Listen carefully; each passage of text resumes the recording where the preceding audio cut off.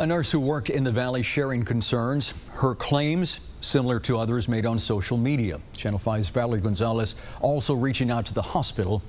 It's all new at 10. Frontline workers at COVID wards are seeing how quickly and mercilessly the virus can snuff out life. I was a nurse for 6 different patients, and all but one of them died. This nurse spoke to us as long as we concealed her identity to keep her job safe. She worked at one of 2 COVID units named SIDU 1 and 2 at DHR Health. Her claims aligned with those shared on social media a week ago.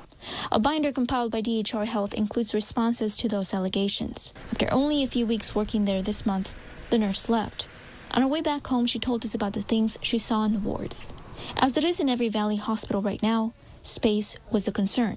They were doubling patients up in rooms, so if, say, heaven forbid, a patient was going to code, you couldn't even fit a crash cart in there to try to take care of them. The hospital expanded their space shown in these diagrams, depicting how the COVID wards are laid out.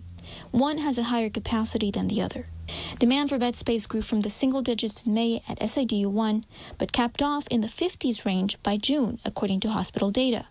In late June, SIDU 2 went online, and it quickly outgrew volume at the first ward, where the nurse said it was hard to keep track of empty rooms. And they needed the space so bad that one of the days, one of my patients that died, the body wasn't even removed from the room before they were bringing the next COVID-positive patient over to put it in the room. It was like they couldn't turn the rooms over quick enough. It's unknown if the deceased patient mentioned by the nurse was related to an allegation that was proved true. According to the hospital's account, a body was left unattended by a funeral home called 1 hour after the death. 11 hours elapsed before the body was taken from the hospital.